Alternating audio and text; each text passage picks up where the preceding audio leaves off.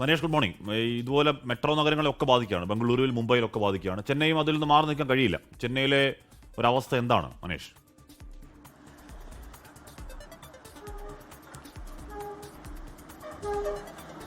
Ashmi, Smitha, good morning. എന്തായാലും വലിയ പ്രതിസന്ധിയിൽ തന്നെയാണ് കടന്നു പോകുന്നത്. പക്ഷേ വലിയ വലിയ ഹോട്ടലുകളൊക്കെ ഇതിനൊരു പ്രതിസന്ധി എങ്ങനെ തരണം ചെയ്യാം എന്നുള്ളത് സംബന്ധിച്ചൊക്കെ വലിയ ആലോചനകൾ നടത്തുന്നു. അടുപ്പുകളിലേക്ക് മാറുന്നു, അല്ലെങ്കിൽ ഇൻഡക്ഷൻ സ്റ്റൗകളിലേക്ക് മാറുന്നു, ഇലക്ട്രിക് സ്റ്റൗകളിലേക്ക് മാറുന്നു. ഇങ്ങനെയുള്ള കാര്യങ്ങളൊക്കെ ചെയ്ത് ഇതിനെ തരണം ചെയ്യാൻ ശ്രമിക്കുന്നുണ്ട്. പക്ഷേ ഹോട്ടലുകളെല്ലാം തന്നെ മെനു വ്യാപകമായി തന്നെ കുറയുന്നുണ്ട്. മെനു കുറച്ചുകൊണ്ട് എന്നാലും അടച്ചിടാതെ ഒരു തരത്തിൽ ഇങ്ങനെ മുൻപോട്ട് പോവുകയാണ്. ഞാനിപ്പോൾ ഉള്ളത് ഹാഡോസ് റോഡിലാണ്. ഈ ഹാഡോസ് റോഡിലെ ചെറുകിട കടകൾ, അതായത് ഞാൻ പറഞ്ഞു വന്നത് എന്താണെന്ന് വെച്ചാൽ വലിയ ഹോട്ടലുകൾ അല്ലെങ്കിൽ വലിയ കച്ചവടക്കാരെല്ലാം ഏതെങ്കിലും തരത്തിലൊക്കെ ഇതിനെ മറികടക്കുന്നുണ്ട്. പക്ഷേ ഈ ചെറുകിട കച്ചവടക്കാരുടെ കാര്യമാണ് കഷ്ടം. ഇപ്പോൾ നമുക്ക് കാണാം, ഈ പറഞ്ഞ എണ്ണപ്പലഹാരം ഉണ്ടാക്കുന്ന ഹാഡോസ് റോഡിലെ ഒരു കടയാണ്. ഈ കടയിൽ ഇപ്പോൾ എന്നോട് അല്പസമയം മുമ്പ് അദ്ദേഹം സംസാരിച്ചപ്പോൾ പറഞ്ഞത്, ഇവിടെ ഒരു സൈഡിൽ നമുക്ക് ഇവിടെ ഇഡ്ഡലി ഉണ്ടാക്കുന്ന ഒരു പാത്രം കാണാം. ഈ ഇഡ്ഡലി കഴിഞ്ഞു, അതായത് ഗ്യാസ് കഴിഞ്ഞപ്പോൾ ഇഡ്ഡലി ഉണ്ടാക്കാൻ പറ്റുന്നില്ല അദ്ദേഹത്തിന്. അപ്പോൾ ഇതാണ് ഒരു അവസ്ഥ. അപ്പോൾ ഈ ഒരു ഗ്യാസ് കൂടി കഴിഞ്ഞാൽ, ഈ ഒരു കുറ്റി കൂടി കഴിഞ്ഞാൽ ഇവർക്ക് ഇന്നത്തോടെ ഈ ഒരു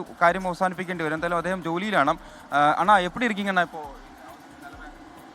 எல்லாமே ரொம்ப மோசமாக தான் இருக்குது. சிலிண்டரு ஒரு சிலிண்டர் தான் இருக்குது. அது முடிஞ்சுன்னா அப்புறம் இல்லை, வேறு சிலிண்டர் இல்லை, வேறு எதுவுமே பண்ண முடியாது. இங்கே எல்லாம் இண்டக்ஷன் எல்லாம் வைக்க முடியாது. பண்ண முடியாது. வடை பூரி போடுறதுக்கு இருக்குது, அதை வச்சு யாரும் பண்ணலாம், அவ்வளோதான். வேறு எதுவும் பண்ண முடியாது. புக் பண்ணால் வரல, வழி இல்லையே. புக் பண்ணியிருக்கு, வரலையே. അപ്പം ഇതാണ് അവസ്ഥ. അപ്പം ഇതാ പുള്ളി വട ഉണ്ടാക്കിക്കൊണ്ടിരിക്കുകയാണ്, ഉഴുന്നുവട. അതിനുശേഷം പൂരി കൂടി ഉണ്ടാക്കാനുള്ള ഗ്യാസ് ഉണ്ട് എന്നുള്ളതാണ്. ബുക്ക് ചെയ്തിട്ടുണ്ട്, പക്ഷേ ഇനിയും വന്നിട്ടില്ല.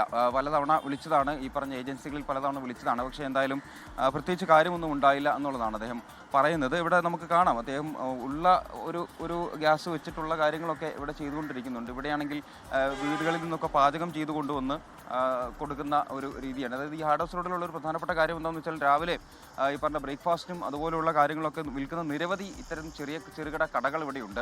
അപ്പോൾ ആ കടകളുടെ ഒരു അവസ്ഥയാണ് എന്തായാലും ഇപ്പോൾ അദ്ദേഹം പറഞ്ഞത്. അല്പസമയം മുമ്പ് നമ്മളോട് പറഞ്ഞു. നമ്മൾ ഇന്നലെയൊക്കെ പറഞ്ഞതുപോലെ വലിയ ഹോട്ടലുകളെല്ലാം തന്നെ ഈ പറഞ്ഞ രീതിയിൽ എങ്ങനെ ഈ പ്രതിസന്ധിയെ മറികടക്കാം എന്നുള്ളത് സംബന്ധിച്ചൊക്കെ വലിയ ആലോചനകൾ നടത്തുന്നു. വിറകടുപ്പിലേക്കും ഇൻഡക്ഷൻ സ്റ്റൗകളിലേക്കും ഒക്കെ മാറുന്നുണ്ട്.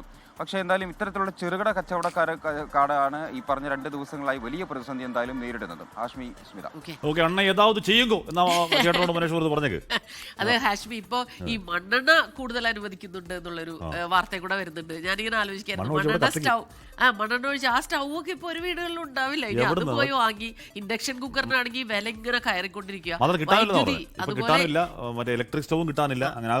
മറ്റൊരു കാര്യം, വലിയ ചൂടാണ്, അല്ലെങ്കിൽ തന്നെ വൈദ്യുതി ബില്ല്, കറണ്ട് ബില്ല് കൂടുതലാണ്. ഇനിയിപ്പോ ഈ ഇൻഡക്ഷൻ കുക്കറിന് വേണ്ടിയാവുമ്പോ അതും വലിയ പ്രശ്നത്തിലേക്ക്. ലോകത്തെവിടെയായാലും ഏത് സമയത്തും 24 വാർത്തകളും ഓഗ്മെന്റഡ് റിയാലിറ്റി പാക്കേജുകളും എക്സ്പ്ലെയിനറുകളും വിശദമായി കാണാൻ ഞങ്ങളുടെ യൂട്യൂബ് ചാനൽ നിങ്ങൾക്ക് സബ്സ്ക്രൈബ് ചെയ്യാം.